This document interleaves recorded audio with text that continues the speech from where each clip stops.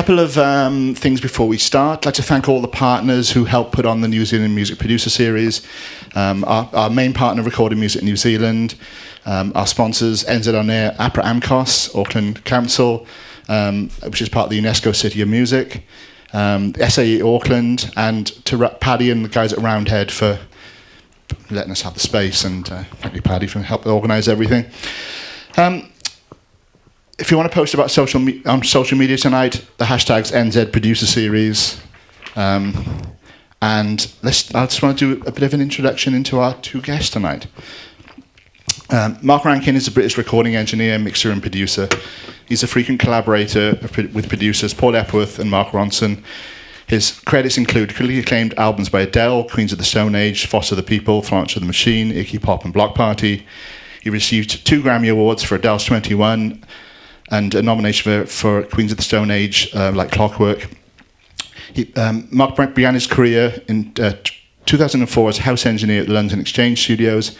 After teaming up with Paul Epworth, the pair worked on a wide range of albums, including Plan B's Defamation of Strickland Banks, CeeLo Green's Lady Killer, Florence and the Machine's Lungs and Ceremonials, culminating in their work for Adele's 21. Mark's been working in Los Angeles for several years and has become a studio regular for Queens of the Stone Age, including co-producing the band with Mark Ronson on the album Villains.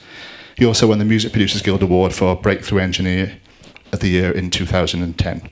Put your hands together, please, for Mark Rankin.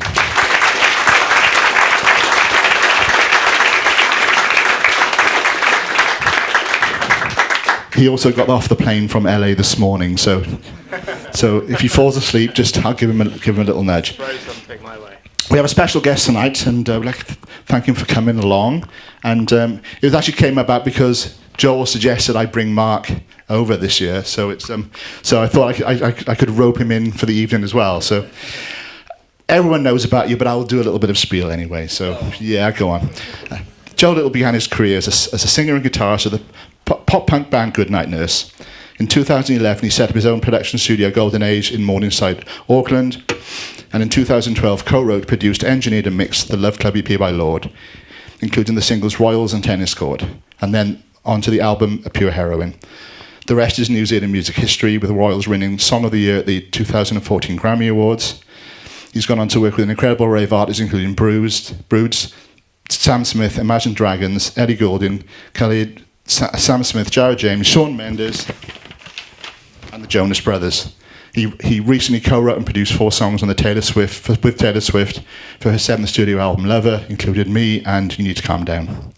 Please welcome the incredible Joel Little.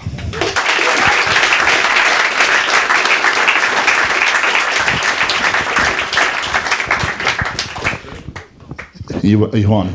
Hello, hello. Oh, that's a good start. Is there an engineer in the house? Yeah, have you got any producers or engineers in the house? Do you want to try this one? Hello. That one works. Yeah, it's a little bit of distortion, but hey. All right. Obviously, Paddy was at a party last night, so. Let's just talk tonight about. We'll get into some tech stuff later, but I'd like just to talk about about your career, both your careers in the industry, and. I'll start with Mark. What do you feel are the most fundamental changes in the industry since you started? I know it's a pretty broad question. But Well, funny, I think I probably haven't been going for that long compared to... So, I wasn't looking at you when I said that. But I kind of started in like 2004. So I guess... Yeah, maybe give some streaming background into how you started and sort of what your career path has been. How I started? Yes. Yeah. Okay, yeah. So I actually started out at a mastering studio. I did like a basic sound engineering course in order to try and get my foot in the door somewhere. Sent out my CV or resume I did the usual thing of sending my CV out to lots of studios, and then completely by accident sent it to a mastering studio, and they were the only people who got back to me with any kind of offer. So I thought, great, this is a plan. So I went in and started being a runner there. And just I was getting lunches and did that route, and would hang around after hours and started to learn to master records, you know. And how long were you doing mastering for? Well, I was probably there for like 3 years, you know, a year of lunch runs. Exchange? This was at the exchange, in London, yeah. But it was kind of unconventional, but I think a kind of good way to start, you know, seeing that final process. Yeah, so how did you make the leap from doing mastering into engineering? Yeah, well, that was obviously what I always wanted to do, and I said, you know, I'm gonna leave because I want to go off and do engineering, and the boss there said, well, we have this spare unit, why don't we just build a studio? He was really into old gear, so I got licensed just to go and buy lots of equipment and set up a studio. It was like the early days of eBay, so I would be up at 4 a.m. just waiting for things to finish in the US. And did you get drunk and order on eBay and just wake up and find you ordered an elephant? Yeah. Luckily, there were no big howlers, but it was very exciting, you know. At the time, I was just buying lots of old ribbon mics and valve tube equipment. And it was. So what studio great. was that? Did that end up at?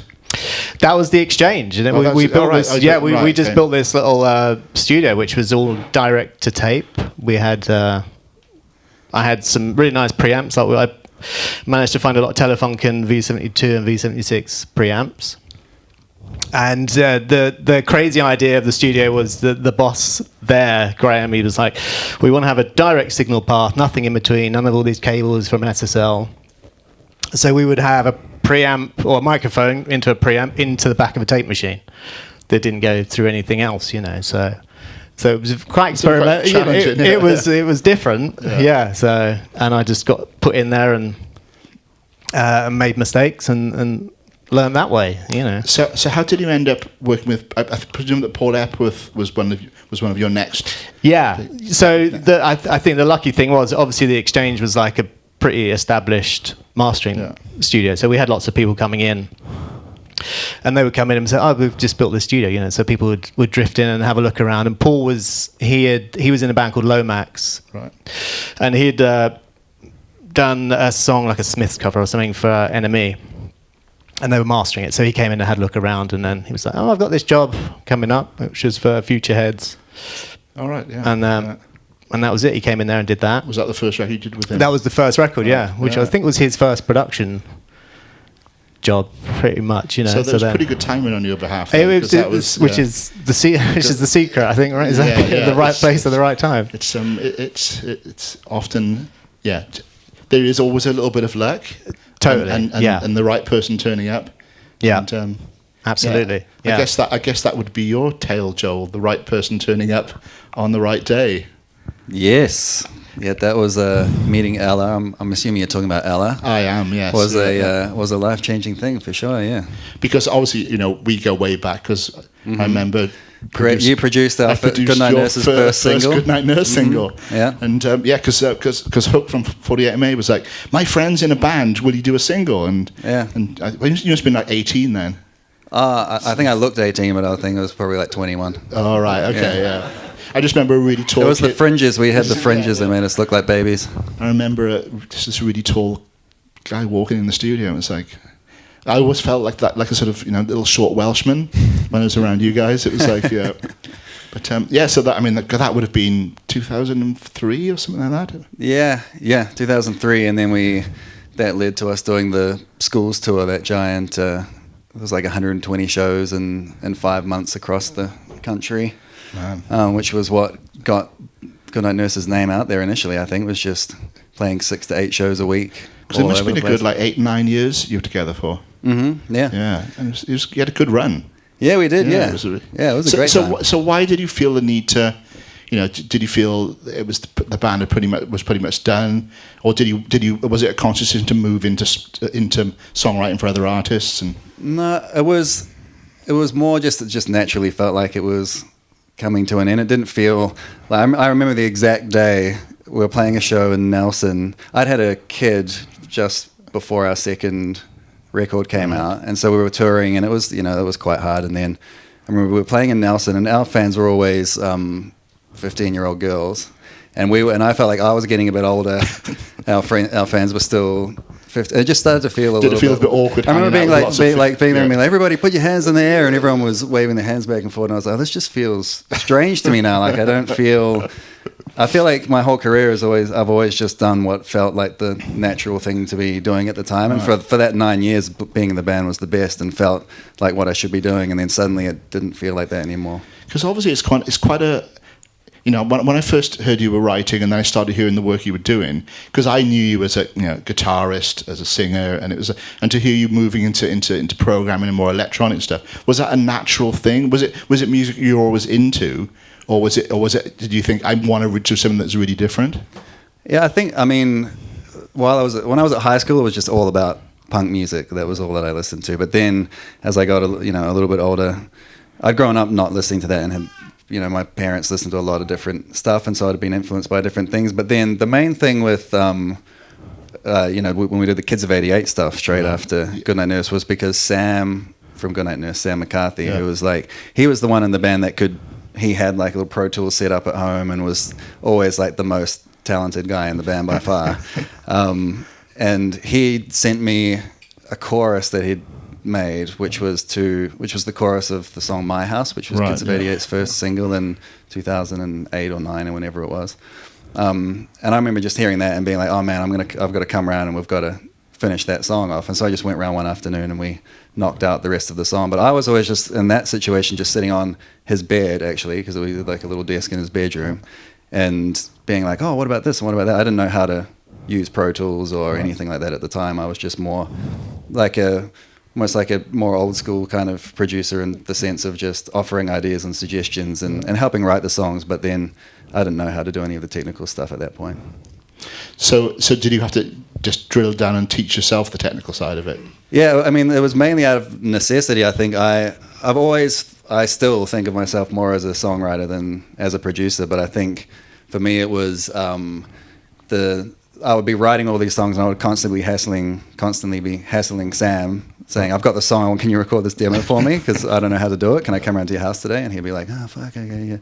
And then, and so, it got to, I think I was like in my mid-20s when I was like, I'm just going to buy some cheap stuff and start teaching myself, and then one day maybe I'll be good enough to. So it was fear of annoying Sam that kind of like. And I was writing so many songs that I wanted to be able to record them, but I didn't know how. Yeah. And I was always having to find somebody else to do it for me. So I was like, I'm just going to do it myself, figure it out. Because before Ella and Royals, you were. I was always aware you were doing quite a lot of production work. You are. There was quite a few. You did some of the Junica stuff, and there was. And it was. I was always kind of like aware of that side of it. Yeah. I mean, it is. And obviously now you're working on records where you're producing, engineering, writing. It's like, I mean, we'll come to this sort of like the idea of how you demarcate that later, but it's so it was songwriting was always the end goal.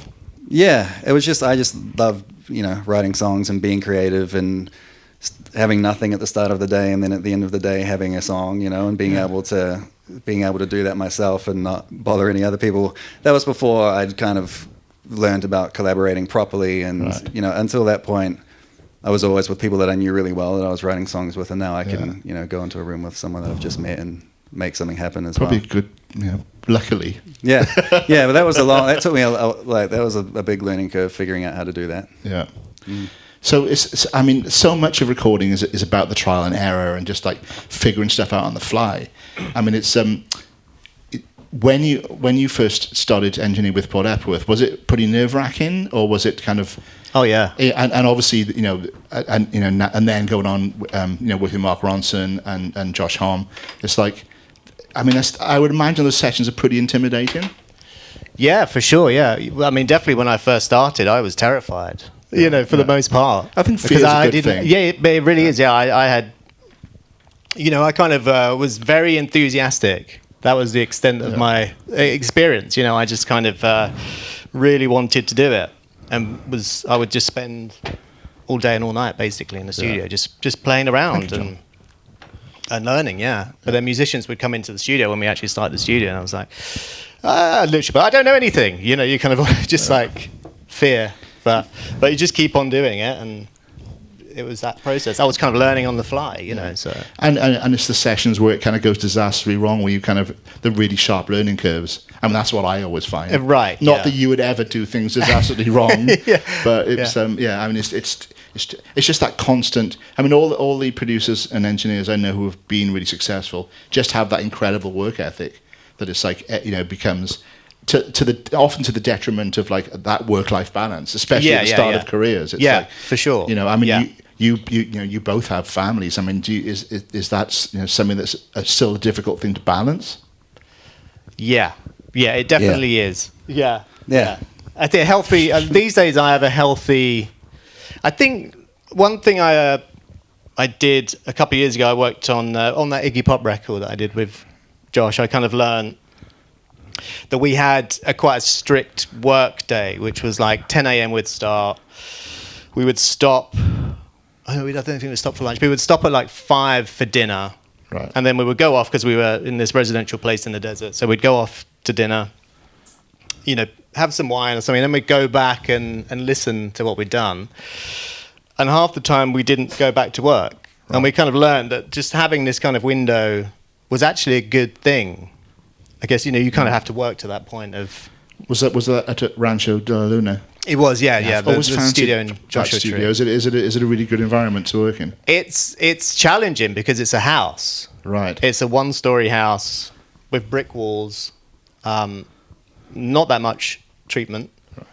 So it's there's a lot of character in there, you know, but it's Character always covers a multitude of evils, doesn't it? Yeah, there's a lot of character. I mean, so many great records have come out of there. It's like there must be something in the water or in the walls or something. It's the environment, you know, it's the environment in there for sure. And are you pretty isolated there? Is it anywhere near? There's places around, but just to get to, you know, the closest place, you're kind of 10-minute walk along a sandy desert highway. Yeah. You know, so it's an amazing place. There's something kind of spooky out there. So how did you end up working with Queens of the Stone Age and with Josh? How did that session come about? That was off the back of the Adele stuff. Right. I think his daughter. His daughter would keep asking for Rolling in the Deep, right, in the car, and I think he heard it so much he was like, "Oh, damn it! I've just heard this song too much." But he kind of liked the drum sound or something on there, so he checked it out, and then he learned that was. I mean, it didn't have. I think when I last looked, it had some crazy amounts of billion hits on YouTube. That song. Oh right, yeah. So, it did all right. So it'd be good to get a bit of insight into the recording process of that song. So I think didn't you work on it initially, and then Rick Rubin worked on it for a while, and then you got it back. Is that how it? Yeah, it was a writing session. Right. Where I used to work with Paul. He was doing a writing session with Adele. And it's one of those songs that kind of happened in a day, happened super quickly. I think for those, definitely for one of the other songs we did, but I think for that one as well, she was basically sat on a sofa behind me. The studio was like probably the size of this area here, right. Really small writing room. And I remember her sitting back and kind of finishing, saying, "Okay, I think I've got something." Just literally writing the lyrics, and then so give us a go. And we brought this Rode mic around. She didn't get up. She had a dog on her lap. And so just vocals in the control room kind of thing. Just right behind me. Yeah. It was just a 1-room studio, and sang it twice. You know, and it was like, "Shall I do another one?" It's like, "No, I think we're good." Is that the vocal on the record? Yeah. It was the writing session. She wrote it, sang it, and that was it. Yeah. And I think I took maybe 2 words from one take and put them in another take. It's literally I think that's why I did. I mean, there's a million reasons why I did so well, but it was such a. That the thing you hear about not losing the original idea. That was just like. So did you know at the time it was special? No, there was another song that we thought was the one that didn't actually get on the record. All right. Yeah, that one was like, oh yeah, that one as well, and then it was a creeper.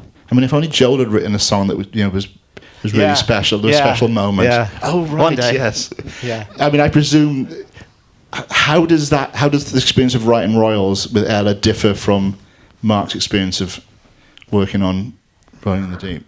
I think it took us 2 days, not 1 day, so a little bit longer. Yeah. slow coaches. I mean, what was the initial germ of the song? Was it a lyric, or was it a beat, or was it? At that point with her, it was generally lyrics that we were starting with. Like when she first came in, she'd had some experience like trying to write songs, but I'm not sure about if she'd actually written a full song at that point. When she first came to she would turn up with lyrics, and they wouldn't be structured as a song or anything. It was more like poetry, but she'd be like, I feel like this could be something, and then I'd be like, oh well, that kind of seems like a chorus, and that seems like a verse, and and then I'd never written a song starting with lyrics, so that was a whole thing for me as well, trying to figure out how to approach it from that angle. But I think it's part of what made the song so special, because we were going, okay, what melody and what music do you need to help tell the story of this lyric, rather than like what lyric do you try and mash into this great melody that we have. It's like if you can do it that way, then I think can be really beneficial. I mean, was it a lot of digging for the song? Was it fit? Did you sort of know pretty early on it was gonna work? I remember she came with pretty much the finished lyrics to like 3 or 4 songs, and one of them was Royals. I think it had a first verse, and it had this, we'll never be Royals whole thing. And I remember the first thing I thought it was, the melody would be cool if the melody went like, and we'll never be Royals, and then had like a choir of you going Royals in the back, and she's like, oh, that could be quite cool. And then I'd made like the initial beat. I don't think we had any chords or anything. It was just the drums looping, and I was just singing that. Because it's an incredibly sparse song. Yeah. It's like, and I did try and add stuff to it afterwards. Because I think the first day we had kind of the first half of the chorus, and we were like, I don't know what to do with a verse or anything. We couldn't really. We were just sitting there, and nothing was coming to us. And then at the end of that day, it was like, oh, what about if we did? Because the Gold Teeth Grey Goose thing, she had most of that, or like half of that written. I was like, this has kind of got like it rhythmically. Even when you just say it, it has like a kind of like a nursery rhyme feel to it, so it'd be cool to do like some kind of simple nursery rhyme type of melody. But what if we balance that out with something a little more soulful to start the song off? Yeah. And then once we kind of had that as an idea, it all kind of fell into place. And did you know the song was special? Did you have? I mean, it felt special to me. Yeah. Like I was like, this is probably I felt like this is one of the coolest songs I've ever been a part of writing. Yeah. But at the time, the whole plan was just to give it away for free.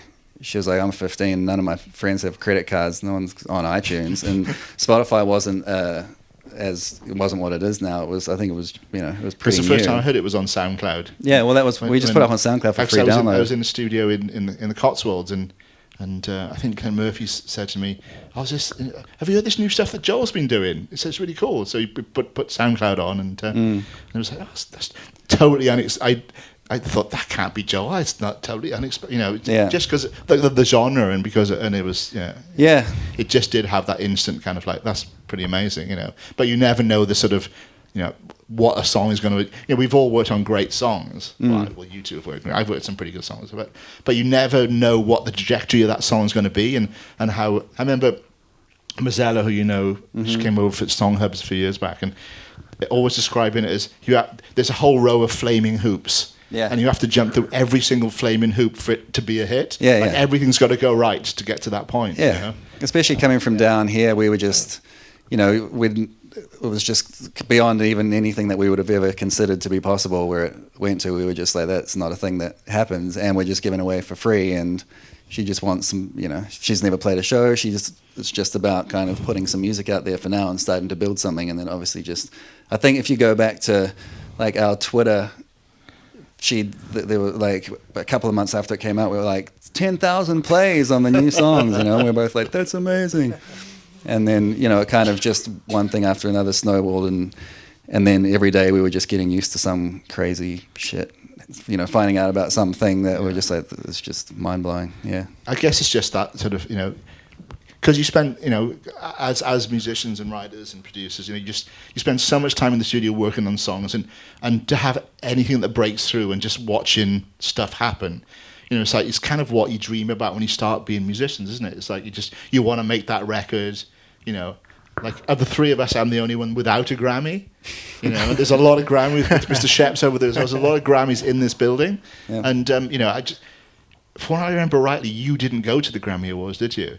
No. We were talking about this earlier. We were talking about this Yeah, earlier, 'cause yeah. if I I'm- remind my son about this every year. It's like, Because- look at the yeah, ceremony. wasn't- Who wasn't there? Yeah, 'cause Me. you had to be at the birth of your son. He didn't you? was born on the day. Yeah, yeah. and That's kind of had to be there. Yeah. Joe was like, so you went, right? It's like, Yeah. Yeah. And I remember, and Andrew told me last week that the first time he met Adele was actually backstage at the Grammys. You know, after Right. winning the Yeah, Grammys. So, yeah. and then I started thinking, what are the chances of two people who won a Grammy for the same record being in New Zealand in this building at the same Right, time? yeah, I mean, I should have put a bet on that. I think the odds would have been pretty long, but Yeah. But it's yeah. So Lucky I guess to you're be hoping for the involved, next that one. Grammy, so you can. Did you go to the when did the Queen of the Sun? Yeah, I go? went to a subsequent one and didn't win. It's like, this is rubbish. Yeah. Yeah.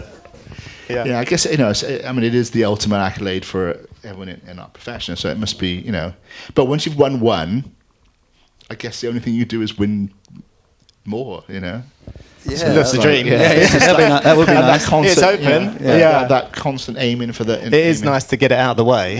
Yeah. It was, Yeah. It's so weird. I remember feeling after we won and had like this crazy come down of we just had this crazy 9 months of getting bigger and bigger and bigger until we won the Song of the So Year where at the do you go? Grammys. Yeah. I honestly was like, well, what the hell am I supposed to? I've just peaked. Now what? I've just peaked. And I'm never gonna get to this level again. That's it. Yeah. So I was like, what the hell do I do now? I think there's also, but there's also, there's also that any self-employed musician has that feeling that like when they finish the job they're doing, that they'll never work again. I was chatting to Owen Morris about this, produced amazing Oasis Yeah, records, yeah. and he literally said, he has a gut feeling that when he finishes every record he does, that's it. No one's ever going to call me again. I'm never going to work on a record again. Of course, it always does because he's great, But it's it's definitely that self-employed inbuilt But yeah, fear is it? that Yeah, we 'cause have there's as no musicians structure. and, Yeah. and it's Yeah. like it's I mean, I don't know if you still have it, Joel, but it's. I mean, you I always still put- have it. I think it's just inbuilt in us. There's always that little. I think it's part of what keeps you driven as well, though, is Yeah. that like fear of what the hell, what are we going to do next? Yeah, you just kind of have to keep pushing along and see what happens. And the other thing that myself and Andrew were discussing last week was that the blind fear you get when you're sending mixes to people.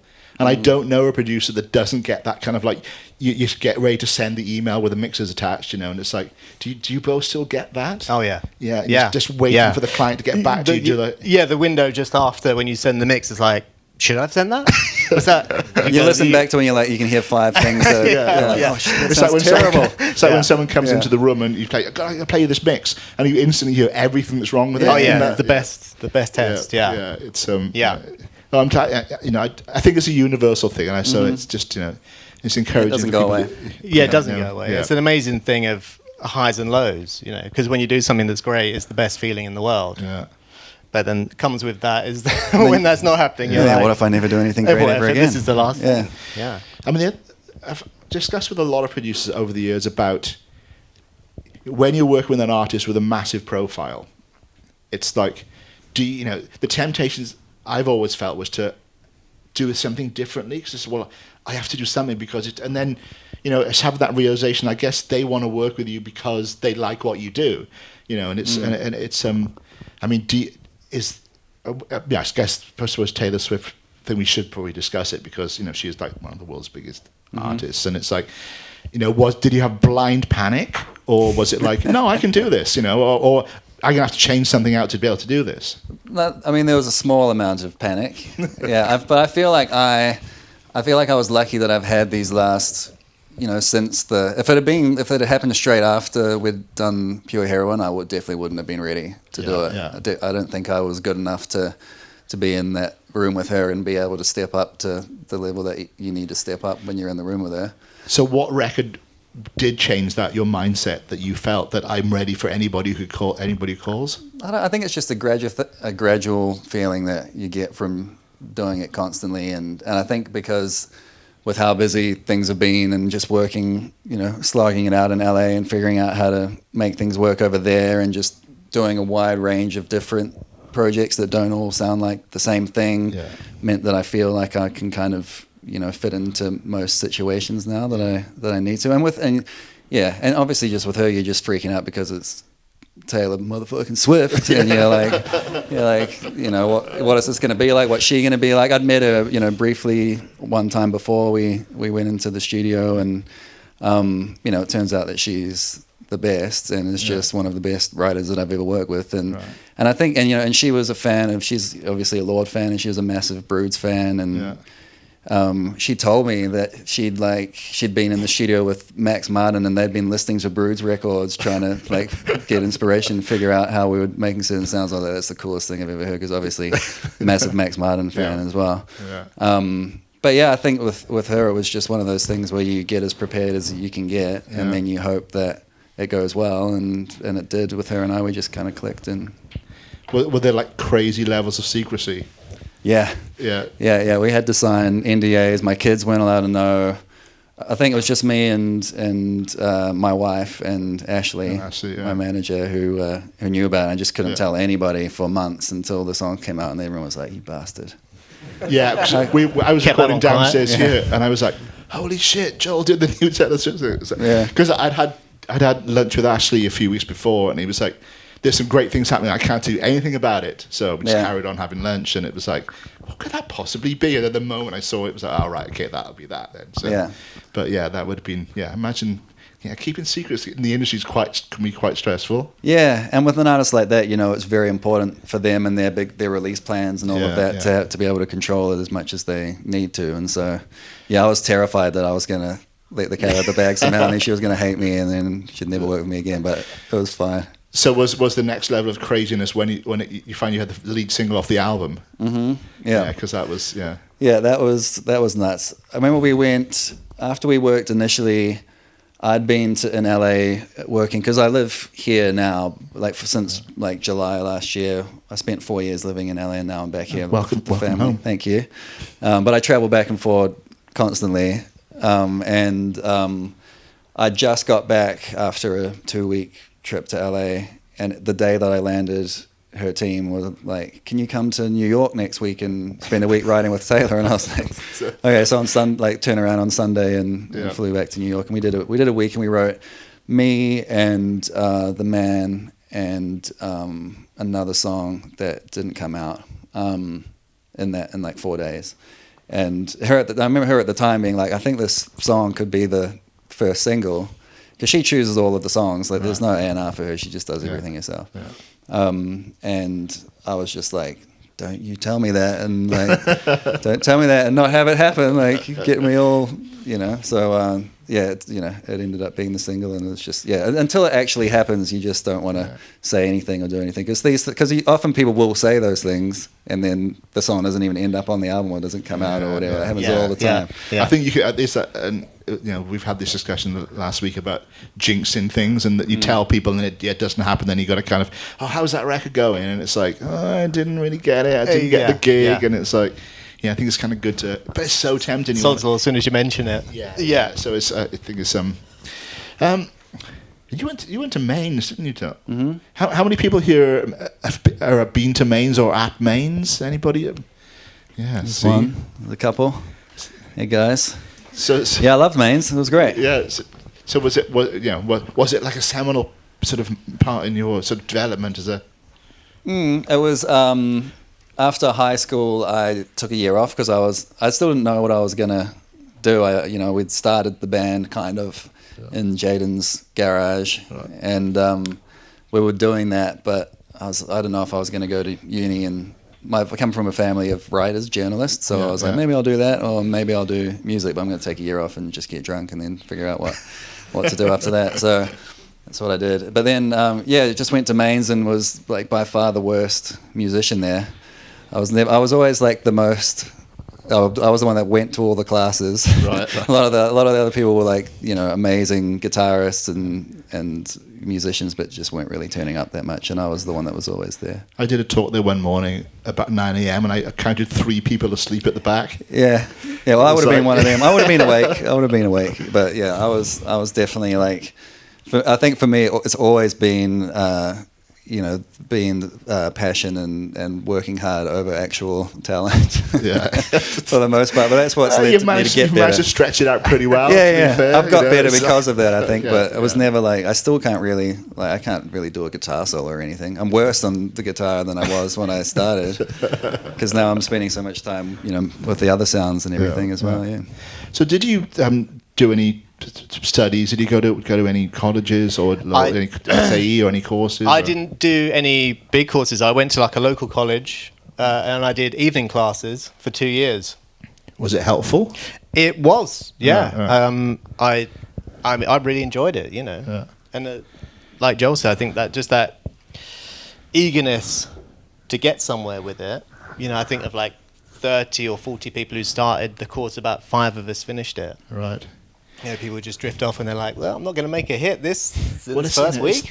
Isn't that it's like studio assistants. The perception this is the greatest job in the world. I'm going to hang out with lots of famous people. We're going to just like, it's going to be, and I'll be able to give you all my input and all my guitar ideas. And it's like, you get there and it's like, the kettle's there, the Hoover's there. Yeah. Bathroomies are clean. Get really good at making coffee. Right, And it's yeah. like, and the ones that stick around are the ones that are first in, they got the mics on, they're the last person to leave. And it's like, Yeah. and it's hard to find people with that, when the realization that it's not everything they thought it would be, the people who stick around are the ones that end up being great, It's Yeah. like, do you know Jimmy Robertson? Yeah. Yeah. I remember Jimmy assisted me on a session at when he was at Maloko, Yeah. and it was like there were lots of really awful jobs to do, and one was catalogs like 60 gigabytes worth of drum samples, and we're like, could you sort these drum samples out for us? And the next morning we came in, everything was catalogued, it was beautifully done. Yeah. So we became known as Jimmy Snare for the rest of the session, and it was like, but he was so good that we took him over to Rack and a few other sessions because he knew he was better than all the house guys, Yeah. And he was, and now he's just producing and engineering great records. Yeah, he's great, He yeah. always had that amazing work ethic that it was like you just knew that everything would be done, and it's like that assistance role is such an important part of the. Oh, massively, of the yeah. thing, so- I would take somebody with no education, but who's super keen Yeah. and is willing to put the work in. I would take that any day over someone who kind of tuts when you ask for a cup of coffee. Yeah, and it's sort of Yeah. you have to have the word. It's like when they sort of lean against the desk and said, "I've got an idea for that guitar," and it's like he's like, "Yeah, it's not going to work, is it?" Yeah, you have to yeah. you have to just have the conversation with them. It's Yeah. like kind of not really, I mean, the whole process is a team effort, really. Yeah. You're kind of whatever you're doing is for the record or the song. So it's just. I mean, a bad assistant can ruin a session. Yeah. And it's Yeah. like it's such a sort of hierarchy of things, and it's just working your way through those. Yeah, totally. Yeah. Says the man who was never a T-boy at a studio, but I just kind of came the other way around. But it'd be good to have a little chat about like gear setups, because I was kind of intrigued about what you're using, and having a chat with Andrew last week how basic his mix setup is. It's a Right. laptop and a Apogee converter and Yeah. and a set of not particularly expensive headphones, and it's like and the importance of of musicality and listening and impact and all the things that don't really get taught when you're learning the technical side of it. Mm-hmm. So I mean, every time I see you look whatever studio it is, it looks like the same studio. Right, yeah. It's always got the same I have a monitors. particular way, Yeah. environment that I like I've seen to be in. 3 of your studios now, and they all look the same. Like a However much- bedroom with a couple of nice pieces of gear in it. Yeah. Yeah, I like that. I don't generally like the traditional cave studio environment for myself. I like natural light generally. Light's good. Gear wise, I just have it's pretty simple. I mean, I have a lot of gear. I have a studio in my house in LA and have a lot of stuff there that gets used seldomly, but is nice stuff to have for when the time comes. But for the most part, I just have my Focal twin speakers that I have in every studio, just because I'm so used to those and scared to change to anything else now. I generally have a Manly reference mic. It's a mic that serves me well. And then my vocal chain is just that, a Chandler TG2 or some kind of Neve equivalent, like I think I have a BAE 500 series here at my house, and an 1176. And so I've kind of got that pretty dialed in now the way that I like the signal to come in. And so if you're going on writing sessions, do you take a more compact setup with you, or they tend to happen in your usually it's at my place, but if I'm going, there's been times where I've just gone, like with Imagine Dragons, we did a song called Whatever It Takes, and that was done and they're from Las Vegas, so I went to his place. They have a studio there, but I just took like an Apogee Duet in my laptop. Yeah. And he had a mic, I can't even remember what it was that he used, but we didn't run it through any pre's or anything. We just plugged the mic straight into the Duet. Yeah. It's just, if they're a good singer, then it doesn't really matter what you're using. Yeah. It's like with Royals, that was like a Rode K2 mic.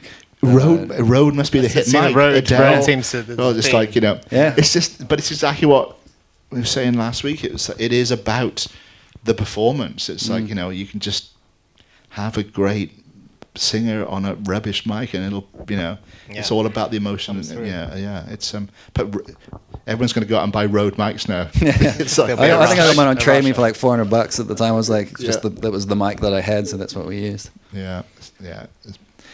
And so, do you have you've got a studio at home, haven't you, as well? Right? I have a home studio. Yeah. What have you got there?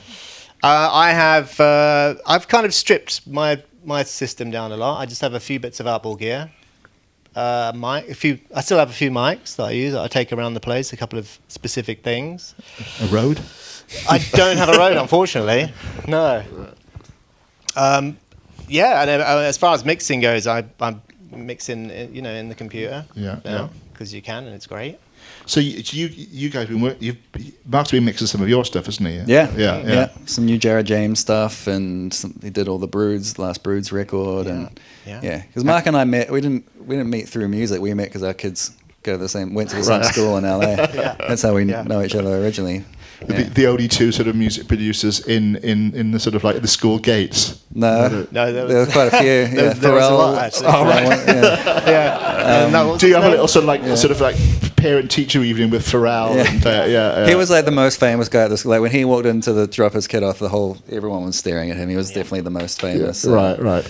There, but we have another friend who's a Danish producer called Jonas Geberg, he's one of the producers on High Hopes, that big Panic at the Disco song. And we all just, our kids just happened to be in the same class. Yeah. LA, eh? Yeah. Crazy town. Yeah. It's a bit what it's like, yeah. So why did you move to LA? Was it the Queens of the Stone Age stuff? That was what got me there. I went there and worked on that record, and it was in the summer, so my family came over because it was supposed to be a 3-week job, and it ended up taking like 7 months. Right. So it's like, you guys should come over and hang out. And then, I just love the environment there, and the studios I thought were great. Yeah. And a nice place to live. And the weather's always good. That was the thing, for the kids. Yeah. So are you going to permanently settle there now? For the moment, I don't have any other plans. It's a great place to live, and I'm lucky to be able to live there. So. Yeah, it's crazy. It's too warm. It's too warm for me. I lived there in the early '90s for a couple of years, and I loved it. And I guess when you get older, things will be a bit cooler. I went back a few years ago, and I can't live here anymore. It's too hot. Yeah, you had enough. Yeah. So it'd be really good to get some insight in what working with Mark Ronson's like. Because obviously, he really did change a lot of the way that records were sounding. The sort of Amy Winehouse record, particularly. It's such an interesting approach to making a record. Yeah. So it'd be good to get some insights into his workflow and how he works with engineers and how that.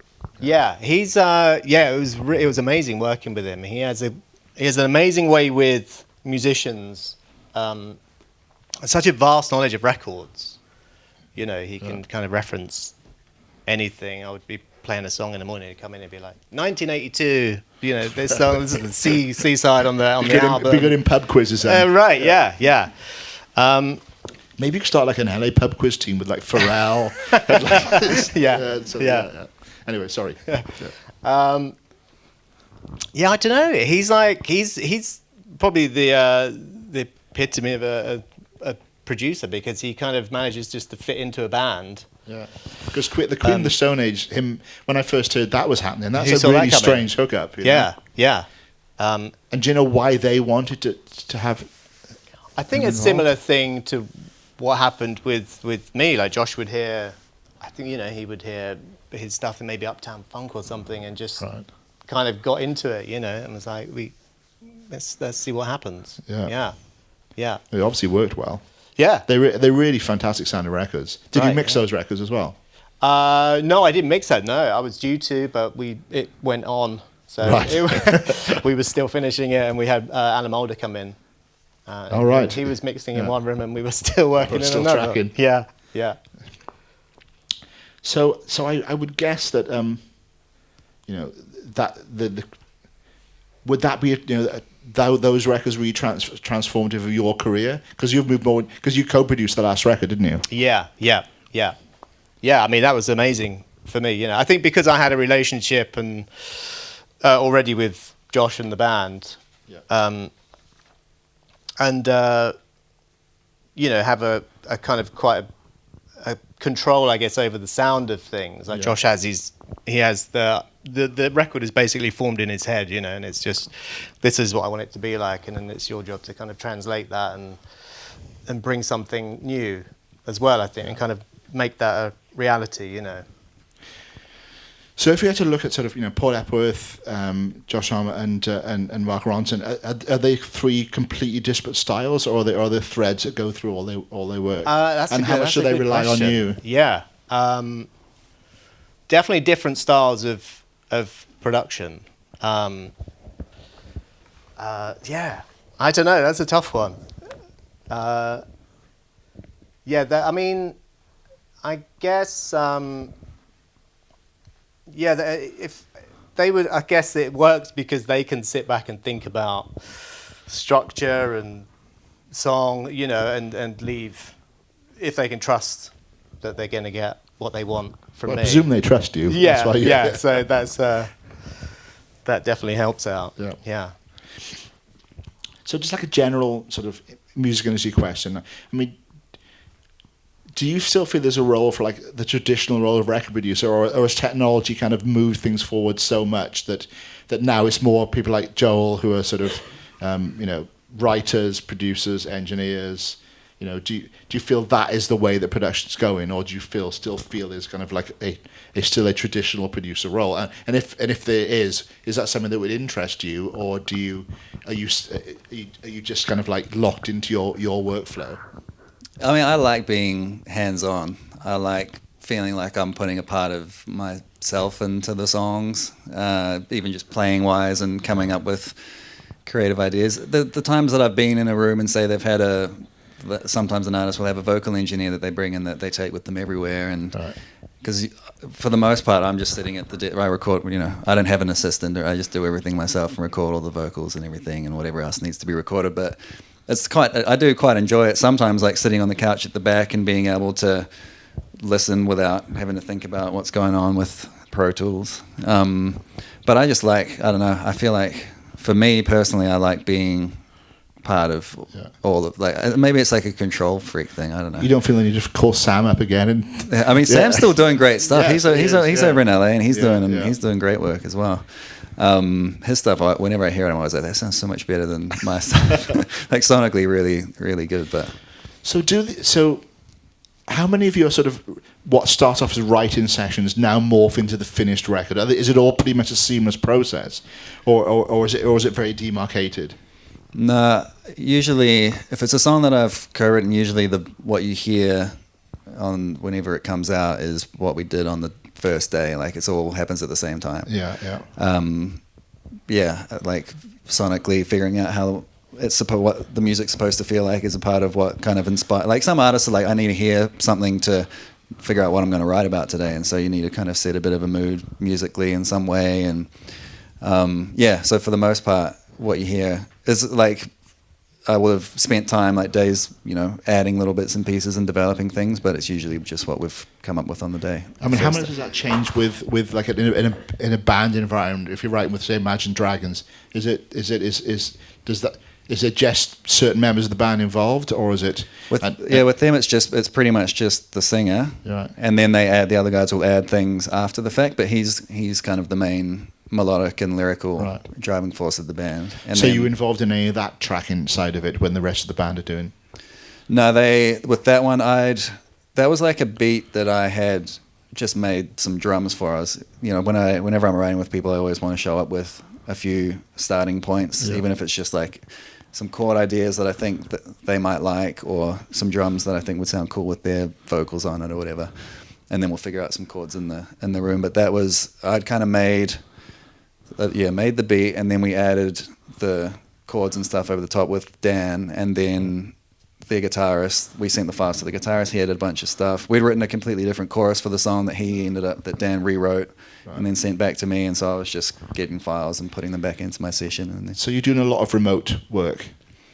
I mean, it usually doesn't happen that way, but that was just as an example of, in that particular situation, that's how that worked out. Usually it's all just at my place. And how's your internet out there? I've only just got fibre. We live quite close to each other. Out here, it's terrible. They've just put. I got fibre like 2 weeks ago. After 6 years of being here, it's like we seem to. I can't wait. And we're still apparently at the end of this month. All right, but we haven't seen anybody working. I think the cut-off's December. For choruses contracts, December 2019. Yeah, I usually go to a friend's house or like to my father-in-law's place, and if I need to send some files to LA overnight, I'm like, I'm just going to go. Kind of annoying. Yeah. Sorry, Taylor, I can't send the files. Internet shit around here. Yeah. So did Taylor have a vocal producer, or did you do those sessions as well? That was just her and I. And when we worked in New York, there was an assistant at the studio. Right. But I was still tracking everything. Yeah. It was. Usually it's just. I guess it's not too much of a. Is she really self-critical with her? Yeah. And she's really good, and she has great ideas, and she's open to, suggestions and stuff. She's like the dream to work with, not difficult in any way. I was going to say something, I forgot what it was. Yeah, but did you use a Rode? What's that? A Rode? No, not a Rode. We used the Manly. We were at Electric Lady for that week, and they had it was like a vintage U87 that we used for her vocals for me. That must have been quite cool to go and record there. Yeah, it's a beautiful place. I also remember seeing a picture of you on one of your social media feeds years ago. I think it was maybe Metropolis in London or something. And it's just like this massive desk, speakers, and it just said #plug in my laptop in. Yeah. It was just like... It's what everyone... It's pretty much what everybody's doing. Even at my studio in LA, at my house there, I just have like a laptop dock with like a hub that everything's plugged into. That I have the same thing here, and I just put my laptop in its stand, plug it in with like one cord into my laptop, and then the whole studio. Like I have like live drums, and everything's all wired in and just ready to go straight away. Just and what are you using? Are you Pro Tools or Logic? Or? Pro Tools, yeah. Yeah. You've never been tempted to move into... Because a lot of songwriters like Logic because of the... Yeah, I started trying Logic, and then again, Sam McCarthy, because he was using Pro Tools, was able to show me a couple of things you could do on Pro Tools. And then that just, for whatever reason, I feel like my brain just works better with Pro Tools than it does with Logic, trying to be creative and do the technical stuff at the same time. I presume you're fully Pro Tools man. I am fully Pro Tools, yeah. I started out in Logic. Right. Because I started by, doing dance music. Before I got a job in the studio. Right. I was full Logic, and then changed. I actually went to tape and then went to Pro Tools. Yeah. Right. Yeah. Yeah, we've been discussing tape a lot in the last, and reminiscing how absolutely terrible using tape was. It just how terrible it was, or how terrible it is. It's just like how they just had the fragility of the format, and it's if you have the right mindset to do it. If it's just pure for sonic reasons, I mean, your opinion might differ on this. So you were a fan of. Well, tape? I've tried to use it on the last couple of things I've done, but I'm not sure. I think it's where a few years ago, Quantigy, who were one of the last original tape manufacturers, went out of business, and I haven't found good tape since. So I've tried. We tried it on Villains, and I've tried it on the last thing I did. I can't remember what that was, but I just A/B'd it, and Pro Tools was winning. Just had a depth. You have some transients. Yeah, it's that and depth. I think it's the tape format. I don't know. I've not been convinced since they kind of picked it back up and made it. So I've been using Pro Tools. Didn't Steve Albini buy all the 456 up years ago? The remaining. He was like, so there's no tape stock left for anybody, and we did a similar thing at the Exchange because we were purely tape. So we bought a lot of stocks. I think I still have some of it, but it's all in England somewhere. So I've got like a little tech time list here, sort of favorite studios. So, what are your favorite studios and why are they your favorite studios? For tracking, I love Ocean Way in Hollywood. Right. Or United. So I always forget what the original Ocean Way was, but it's United now. And it's one of those studios that's been around since the 50s or something, and those rooms just have some kind of voodoo magic in there, that they just sound incredible. Yeah, it's just that indefinable Yeah. thing, Yeah. Yeah. And there's some studios I don't, you can go to studios that, they say, oh, we have this acoustic people in and they've made this studio, and something about that sometimes is just too neutral. I like studios with some character, where you can get a bit of feedback. Like sometimes a small room like this will give you more kind of response than just being in a room where you're like just constantly moving the kick drum around the room trying to find where the low end is, Luckily, when you're recording here this week, I know where the drums sound good. Yeah. I've done all that for you. All right. But, but you might disagree. You think, you shut up. It's always good to try, try something, but you should always listen to what they suggest in the studio at least. Yeah. I guess your favourite studio is at home, isn't it? Yeah, I like my house. Yeah. Yeah. I haven't been to. I mean, I've been to a few of the other studios in LA. I've worked at Henson a few times, and that's cool. But I don't know. I just like knowing. I like being able to trust the space, and because I spend so much time at my house and my studio, I just know how things are supposed to sound there and what's going to sound good going out of there. So do you pretty much delegate out all your mixing now, or do you still do some mixing yourself? For the most part, I get other people to. Because you mixed Royals, didn't you? Yeah, mixed all of Pure Heroin. Yeah. Yeah. And the first Broods album, but I don't know how to mix. I'm not like a mix engineer where it's like, oh, this needs a little bit more 2K, or this needs. I'm just like, I'll do that just by ear and be messing around with stuff until I think it sounds done, and then I'm like, cool, that's done. How's Mark's mixing? Mark's mixing is great. Yeah. No, but he's much more like he's actually learned how to do those things properly, whereas I've just figured it out by ear as I've got better. Which is a perfectly valid way of if it sounds right, it's to you. It's as the producer, it's right. If the artist agrees with you, even better. It's like there is. I mean, it's music. There are no hard rules, hard rules, no definables. Yeah. It's kind of like Yeah, you don't need to have any. You really don't need the expensive gear. It's just knowing what you want, and achieving it. I think. Do you feel that there's? I mean, have you had any moments with any of the producers, the higher profile producers you work with, that's really changed your approach to making records?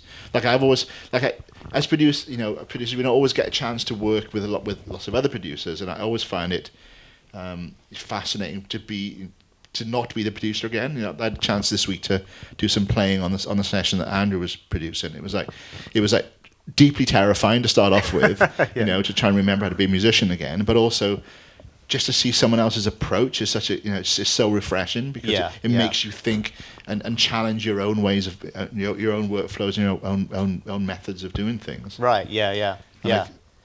I don't know about workflow and that. I remember there were certain producers when I was at the Exchange, and you would have people coming in. That was so interesting when you see people that just kind of know what to do.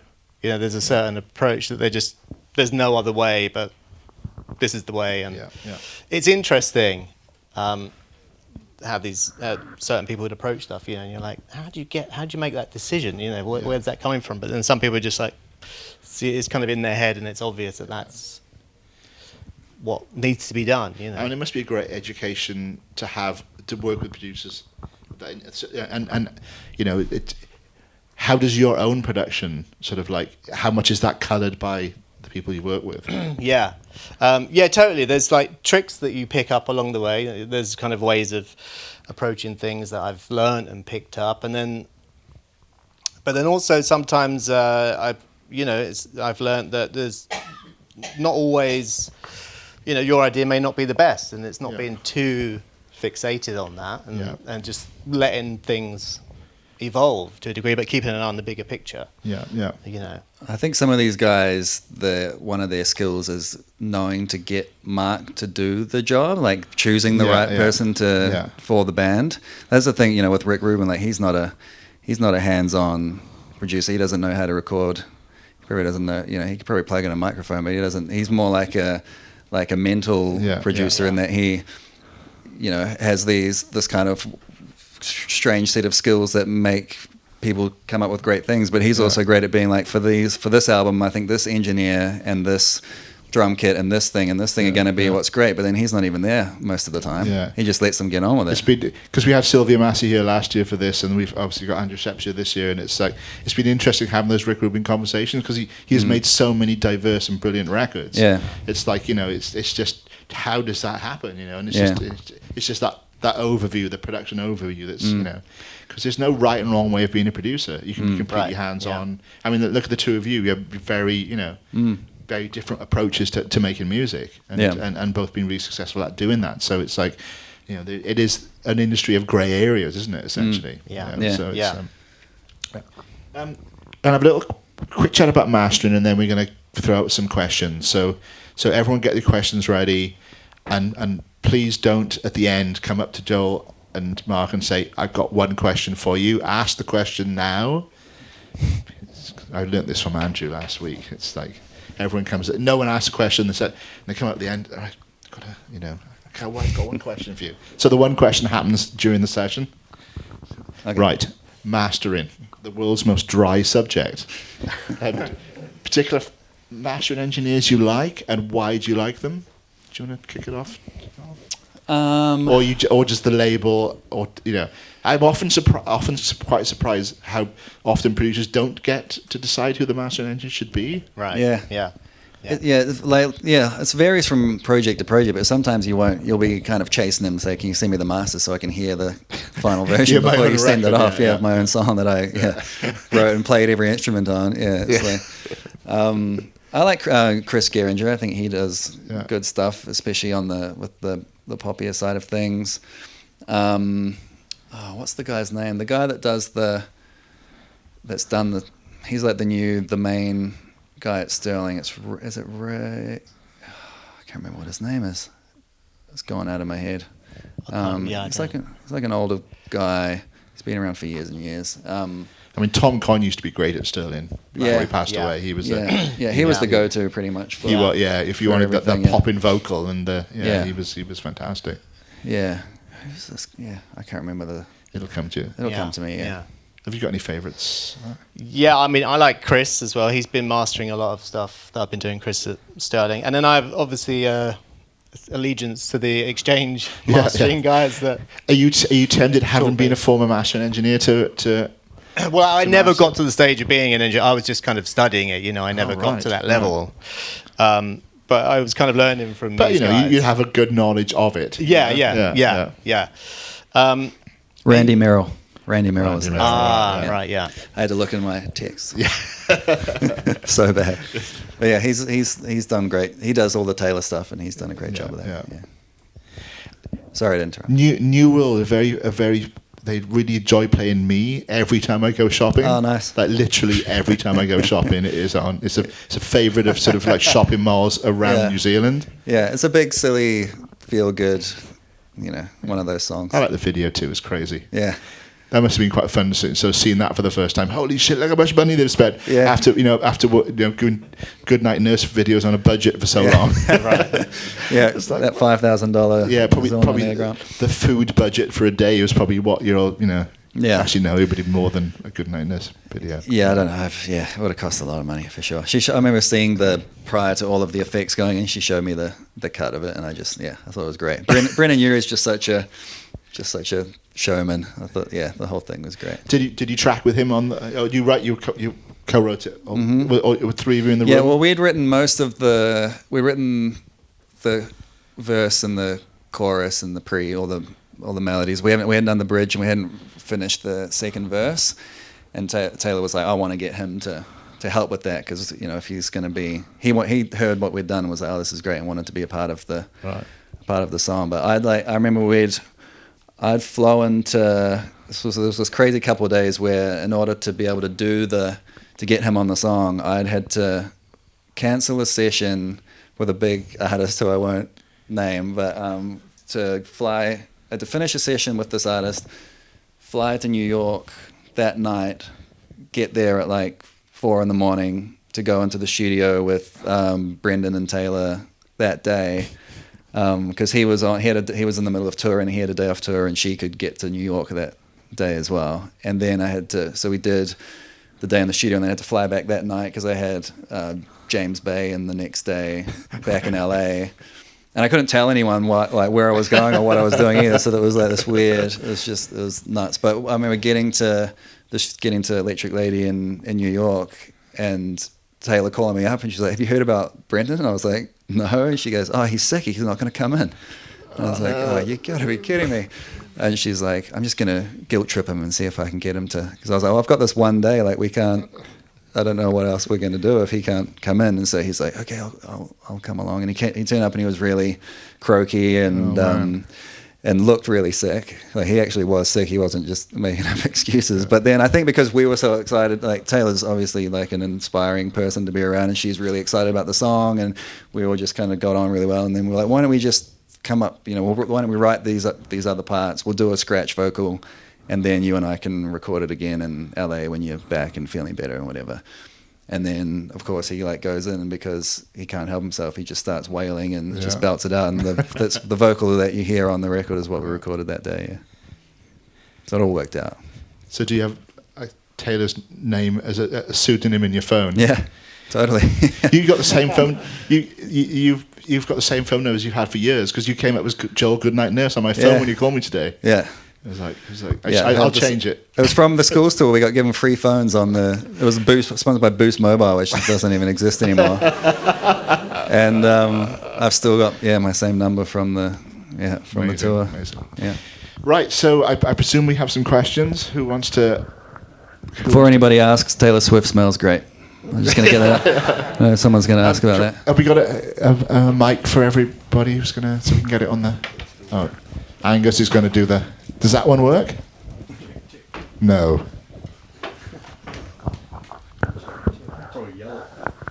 Go on, yell it out.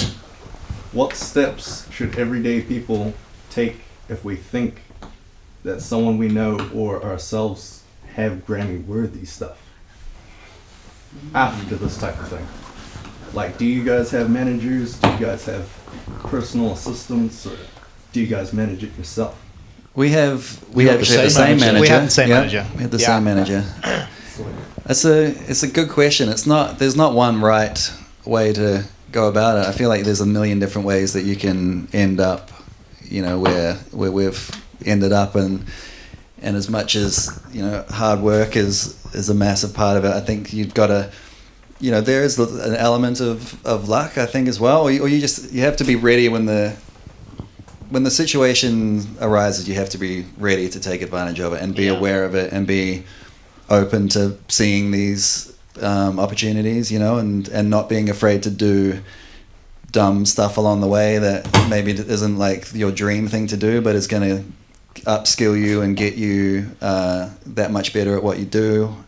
Because even when you're successful, not every record you make is going to be successful. Yeah. It's like the odds of so you just got to keep working, and you just don't know what that record's going to be. Yeah, especially in New Zealand, the industry is small, and to even make a living, you have to do pretty much everything that comes your way. When I was first starting out here and starting the studio, I was doing with like TV commercial work as well as working with bands, and people would call up and be like, "Oh, can you do a country song for this thing?" And I'd be like, "Totally." And I'd be like, "How the hell do you do a country song?" And I have to figure it out, and just kind of not being too proud to do. Covers. I mean, a lot of people say to me, I'm doing this, and I do some covers gigs on the side. I'm like, don't be ashamed of covers gigs. I did the Welsh Working Men's Clubs for 8 years and got shit thrown at me for 8 years. Yeah. But I learned a million different songs, and it was a really great education. Totally. Yeah, I was playing covers like while we were still doing Goodnight Nurse once I had a kid, because Goodnight Nurse never made any money. We were just, I would live off like $150 a week and just eat 2-minute noodles, and my rent was like $120 and I had $30 left. And then, but then once I had a kid, I was doing covers just to, Yeah. to get by. And Do you occasionally get some 2-minute noodles just for old time's just for old sake? time's sake, yeah. I don't have a problem with 2-minute noodles. They're great. Hope that was semi-helpful. More a question for Joel. Do you ever get writer's block in the studio in those like high priority situations, and how do you combat that?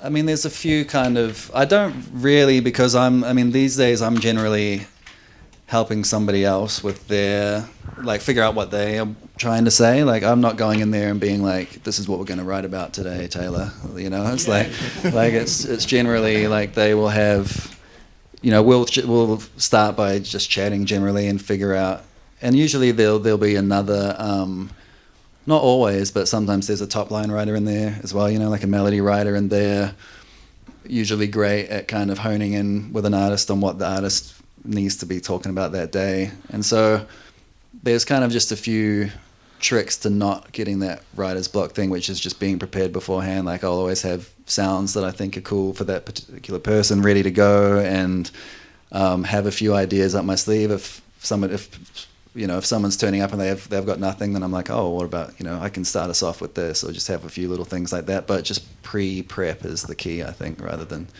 because otherwise I feel like the pressure of having to come up with something on the spot was what can lead to the block, because you freak out and then you can't come up with anything. Yeah. I mean, do you have time to yourself, or you just go in the studio and just work on loads of ideas you might find useful? Just take, Yeah, and usually if a writing session starts at 1 p.m. or whatever, I'm in there from 10, spend a few hours coming up with ideas and or getting the shitty ideas out of the way. Sometimes I have to play a few shitty things on the keyboard or whatever to be like, well, that sucks, but and then just move on from, rather than come up with that when they're in the room. Yeah. Some more questions? Hi, how do you, in a writing situation, how do you deal with people pushing shit ideas, or it's really not. Yeah, very diplomatically. Especially the important person in the room. Yeah, you just have to be careful about it. It's like, you don't really want to say no, shut somebody down, because that's going to make them kind of put a bit of a wall up, if you get... Not the important person in the room, if they're the top line person, it's just a random... Yeah, I mean, that does happen sometimes, where they'll, an overexcited top liner will try and force, and you can sometimes see it happening, and sometimes there's just no way out of it, like the artist is kind of shut down already, or you just kind of have to be gentle about it and try and, say, kind of, what about, what do you, try and get the artist to be a little bit more forthcoming about what they're trying to, just so that the other person in the room can understand that they maybe need to give this person a bit of space, and so it's there's definitely a bit of tiptoeing, and it's the thing that you kind of learn from experience, I think, about how far to push it. I mean, I'm not a really forceful personality in the studio. I want everybody to feel comfortable, and I'm not going to be yelling at anyone to back off or whatever. It'd be pretty funny if I did that. It'd be quite unexpected. Yeah, it would be unexpected. Create a reaction. It'd be quite shocking. Yeah. But I don't know, and I think sometimes you just have those sessions where you're like, well, that went terribly, and that just means that you don't work with that person that made it go terribly again. You just go, okay, well, we need somebody else if this is, those two people don't work well together, so we won't have this combo again.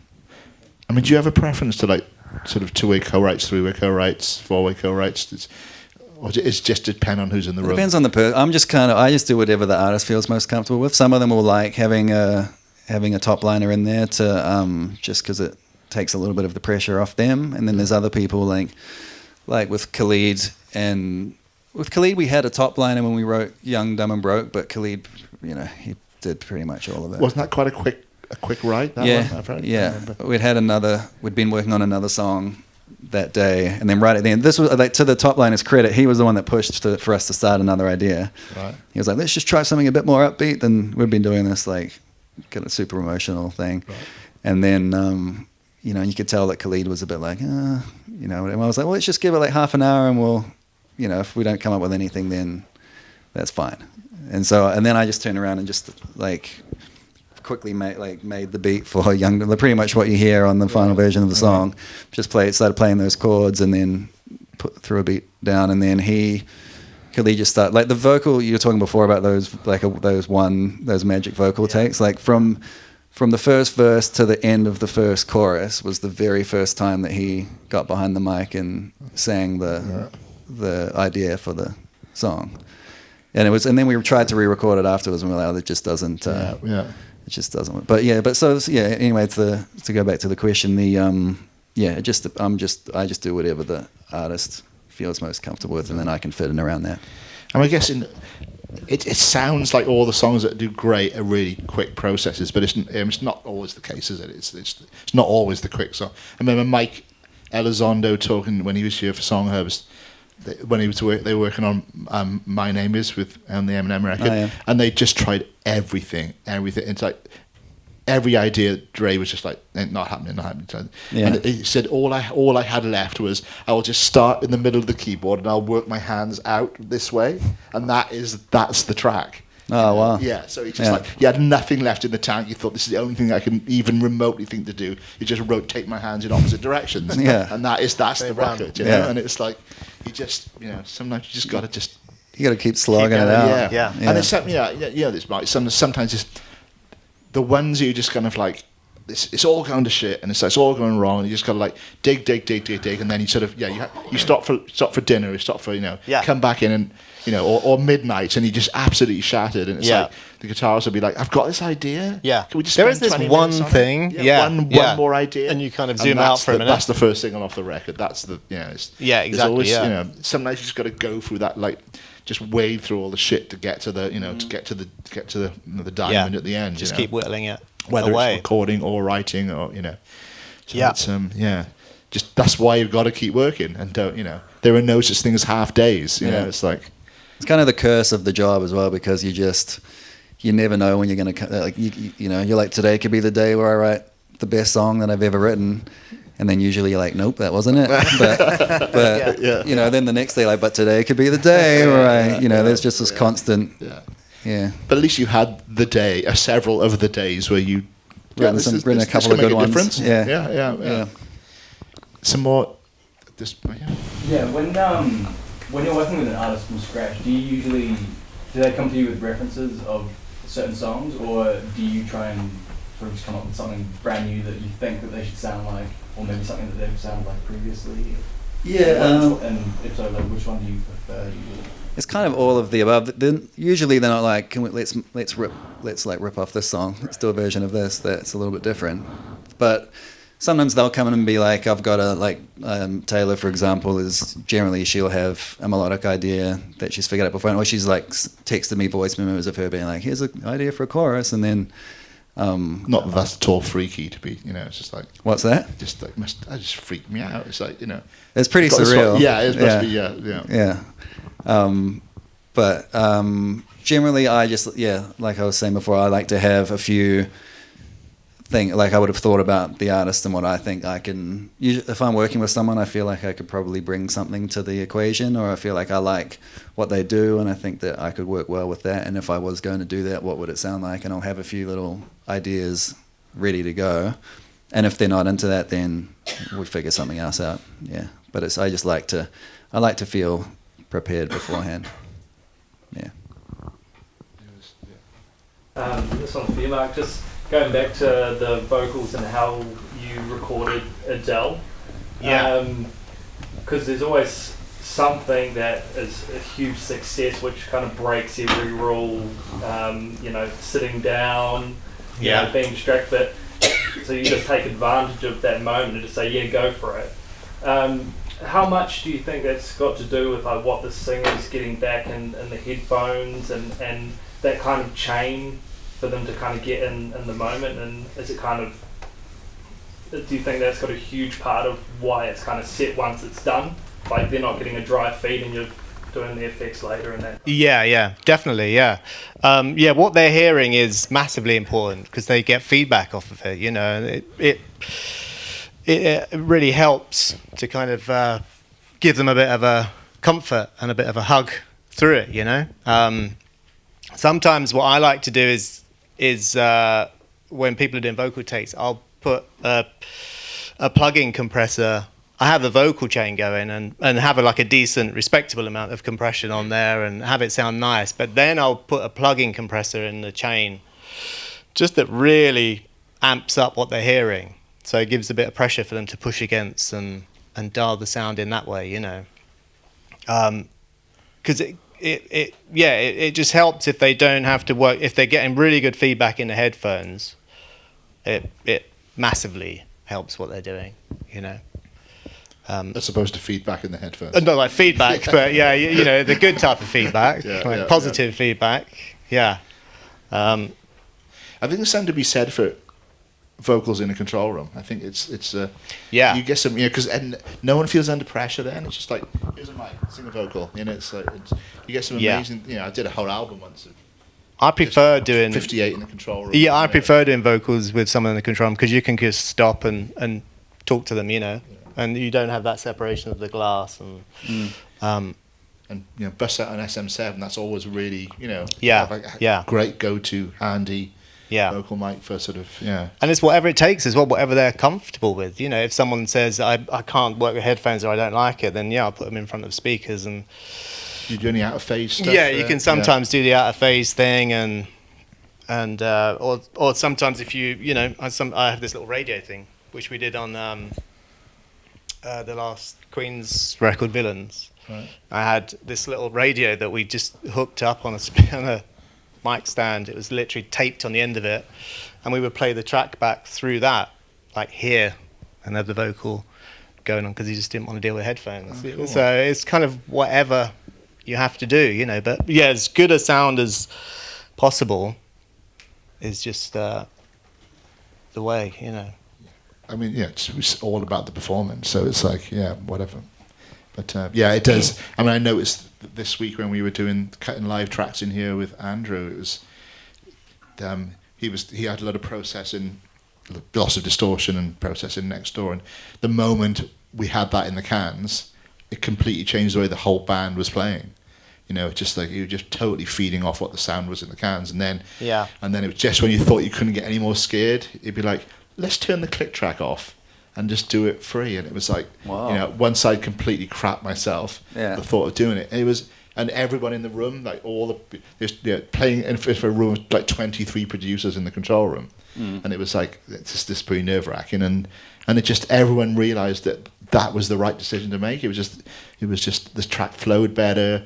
We all started listening to the vocal more and just playing off the vocal. And it was just that change of, you know, you change your can balance, you listen to the vocal rather than the click track, and it's like, it was amazing. It was really, so I'm not going to say that every record I do from now on I'll have no click track on it, but it certainly was an incredible cool moment, you know, when everyone suddenly locked in just by making one change. So. Yeah, it's things like when if I'm tracking a band sometimes, it's a similar thing to the vocal thing. Quite often I'll have like a super compressed drum mic going, and if you kind of give the drummer a fair bit of that, they get that instant excitement in the headphones, and it kind of G's them up. You know, it's same kind of thing with vocals.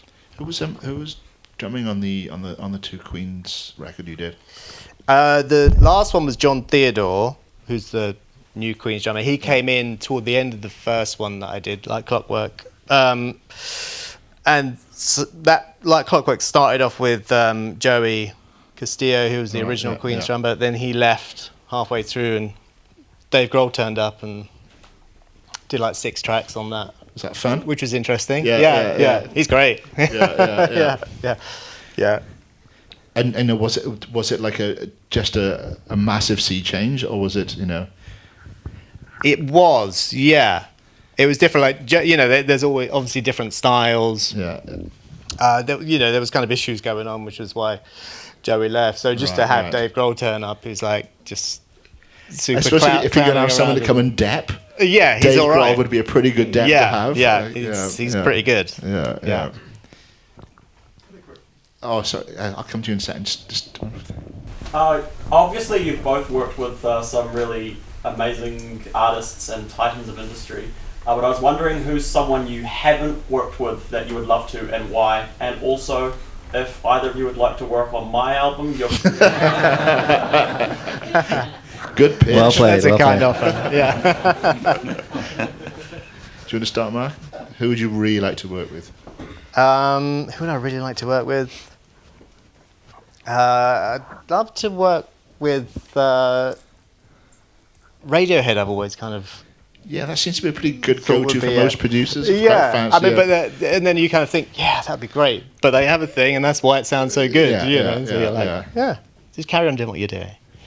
I don't know. Yeah. Radiohead. That would be, That I would think be that's a decent answer. interesting. Yeah. You'd have to sort of, kick Nigel Godrich off first. Exactly. Yeah, he's all which right. is- He's, yeah. you know, He seems to know kind of. I don't know if he's done there. Yeah.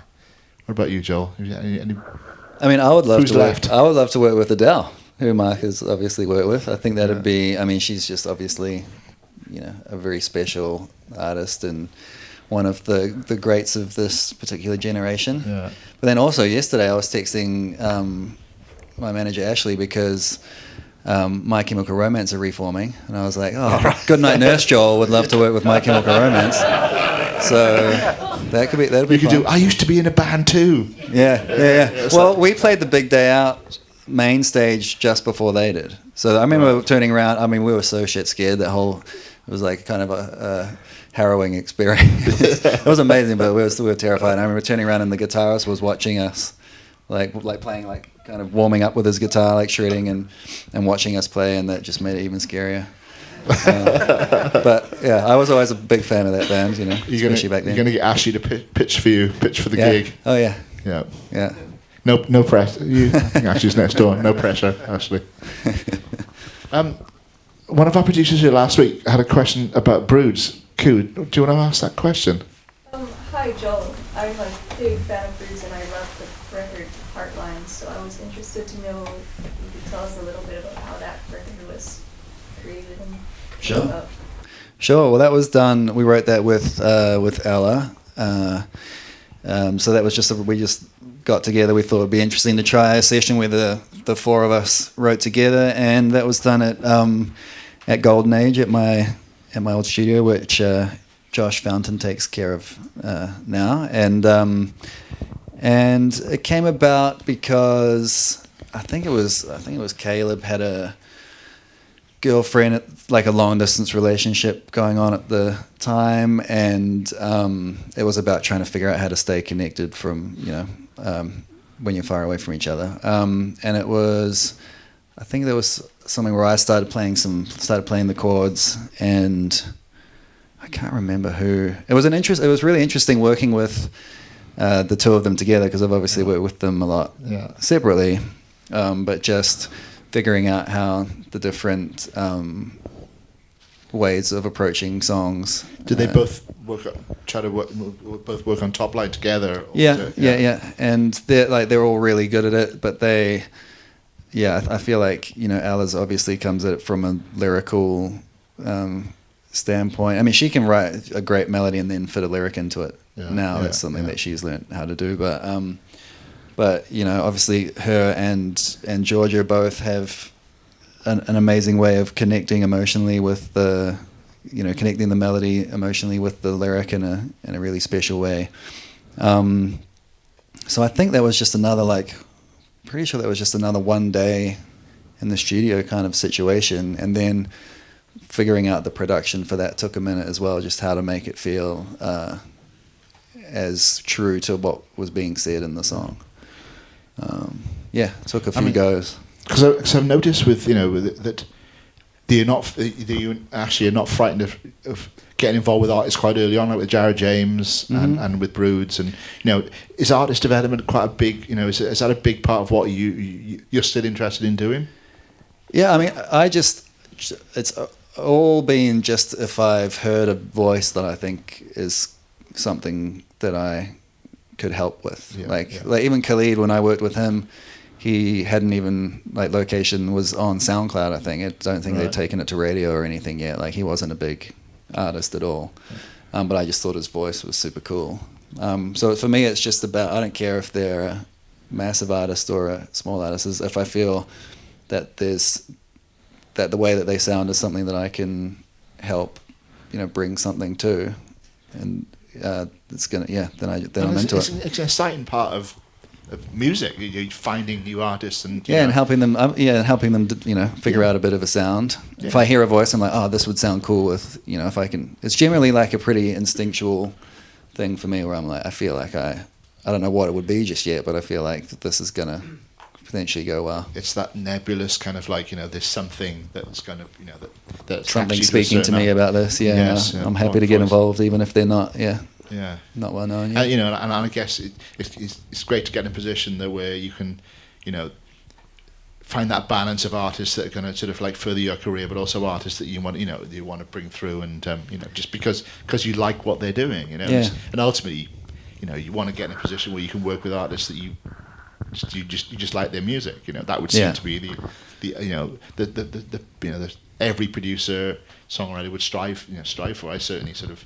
I'd always do like gigs where that yes, this one's be tougher, but it'll pay a bit more, so I can work with this artist who I really love and they haven't got any money. So just finding that little balance, really. Yeah, totally.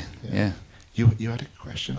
Just wondering about the Prince of the Stone Age records. They've got sort of a reputation for doing some avant-garde kind of things, like recording drums with contact mics, and I think with one of the records they had like guitar amps with no tubes that they got second hand from a off or something. Yeah. They put you on the spot, but if you did that spot, where do you help to? Yeah, it's definitely more unconventional. Some of his studio, Josh's, has his studio. Yeah, and there's lots of some of them. The amps, the room is just lined with amps, and lots of them are like these little film reader things that they would use. I think film editors would use them. Tiny little speakers. So they were really popular. On Villains, the last record, we were using a floor tom as a kick drum, like the 16-inch floor tom. That's luckily there's a guy there who can like make stuff up, and so he made the stand for it. So that became the kick drum, And contact mics are a big one.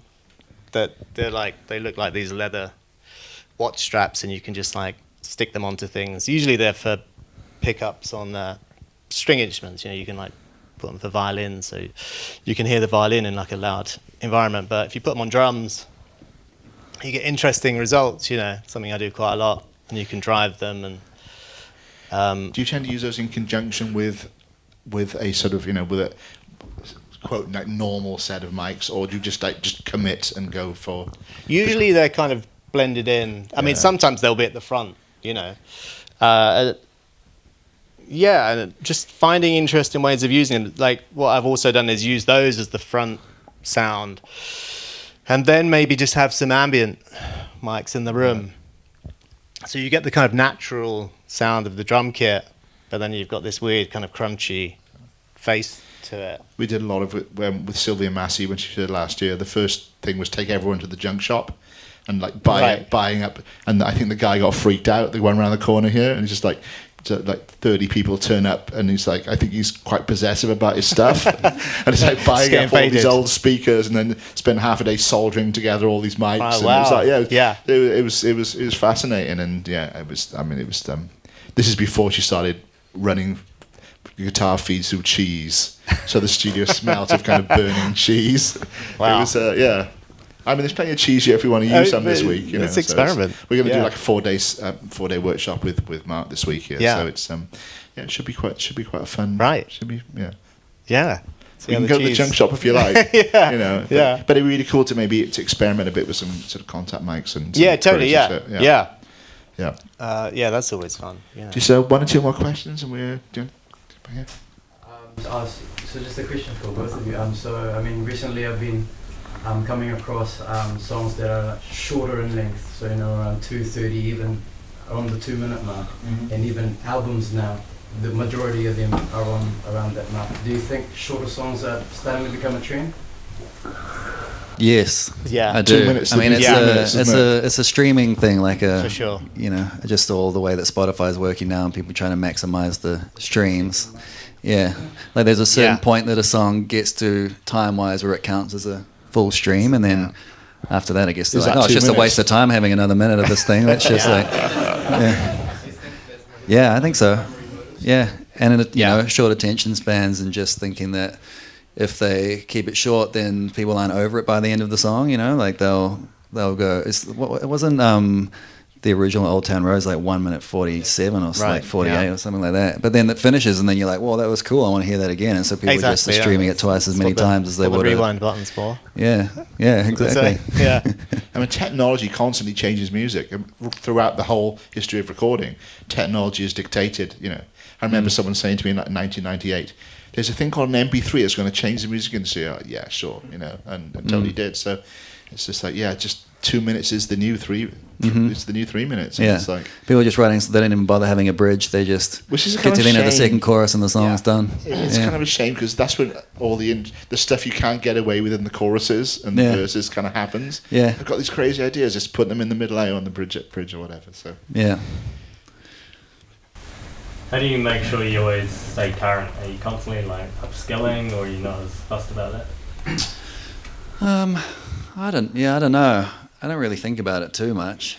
I guess you're always just, you know, getting inspired by the people that you're around, and because I tend to be working with, you know, like young artists, you know, half of these guys are like 18, 19 when they get signed for the first time, and they're introducing me to things that I wouldn't have, you know, heard before, and that's inspiring for me, and then I'm introducing them to, you know, older, they might not have listened to like a, you know, I don't know.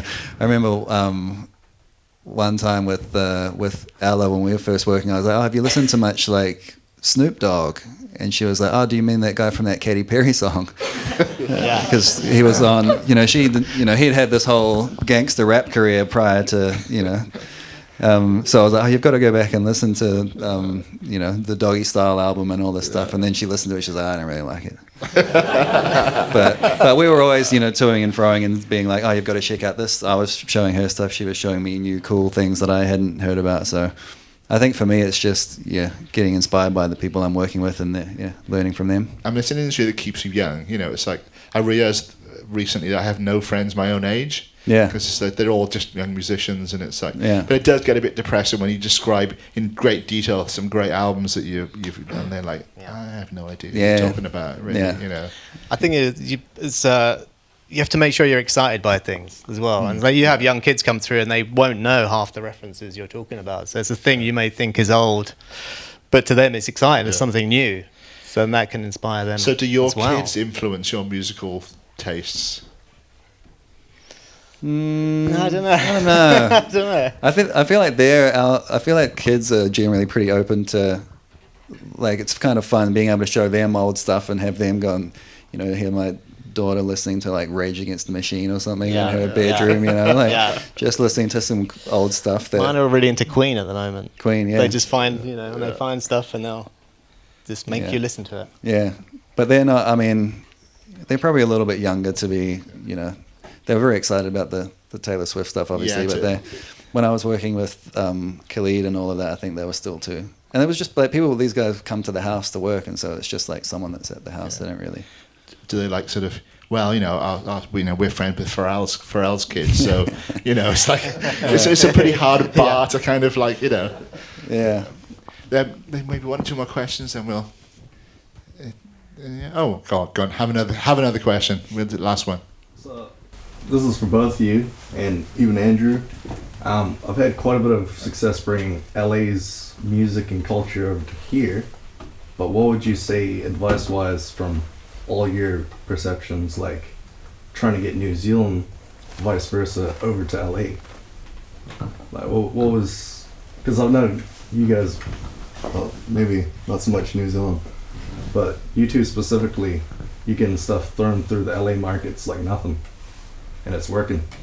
So like, I guess that's kind of what you've been doing, really. Yeah, it's just, you know, the world is it's a smaller place now because of the internet, and so it's a lot easier for everybody to be listening to the same things. I think if it's good and people connect with it, then it's going to have a life of some sort. I don't think there's any particular like special approach that we've taken to try and get it over there. It's just making sure that it's good quality, and then hopefully it connects with And somebody. there's always been a kind of independent attitude and sort of that sort of kind of fearless attitude to musicians here. I think that's why I kept coming back here, just because there was lots of really creative people here, and it was just and now the technology and people like yourself, Joel, have shown that there are really no boundaries. It's like, you know, I mean, I'd never have thought when I first met you in York Street.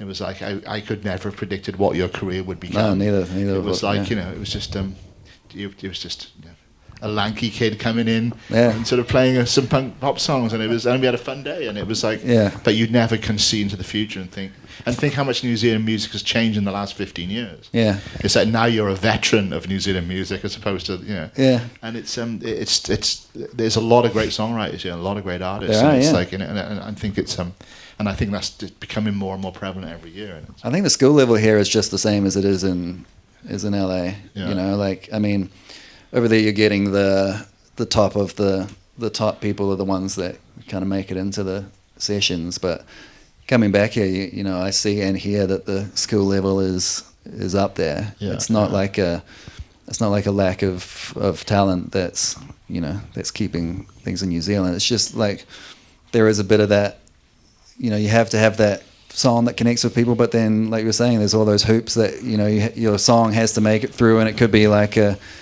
radio program is having a bad day and they just decide not to put your song on the thing, and then it just dies, you know, like this happens with massive bands over there in the States as well. It happens to everybody all the time, just like one thing doesn't click into place, and you just kind of got to keep going. Because Mo was talking about Wrecking Ball, that went, and all the flaming hoops, and even down to the point where she had an email address from Miley, and she was like she sat in her car at like 8 a.m. on a Sunday morning, knowing that Miley would be a bit hungover and she'd be at home, and just waiting for that moment to send the email. And she just waited and just like, now I just felt that she felt the time was right to send it, and sent the email with the song on. 2 hours later, Miley's on the phone. This song's amazing. You know, it's like, I played to Dr. Luke or whatever, and it's like, you know, and then it's like, I've seen the video. She's on a wrecking ball and she's naked. Yeah, it's like all these things feed into the, you know, it's like you just. Yeah. So, you know, I heard so many stories about Royals, about all the various things that happen, and just to sort of keep the sort of energy going and keep, you know, more people getting involved, and you know, it was just, you just can't buy that. Yeah. You know, my friend Amy Watts, I don't know if you met Amy. No. She's a massive writer, right? She's a massive writer now, but you know, she was, you know, she was desperate to find some kids to write with, and she had a little publishing deal at the time. It's like, send me some kids to write with. And the first kid they sent her was Ed Sheeran. Yeah. And you just, like I say, you just don't know who that person's going to be who walks through the door and changes everything. So you just got to. My advice for the day would be just keep going, keep writing. Yeah. Not that I'm giving you two advice, but just my general advice. No, I'm with you. I totally agree. Just you know, keep, and it's a great job to have. It's a be involved in music's a brilliant thing, you know, and it's like, it's why we're all here in this room, and it's absolutely. On that pearl of wisdom, I thank you both for coming, and I really appreciate the fact that you've just got off a plane, and it's you know, and you can go and sleep now, and it's and I'll pick you up at 7:45 to go to Wellington for the Artisan Awards tomorrow. So it's like, but can we have a big hand, please, for the amazing Joel and Mark Rankin? Thanks, guys.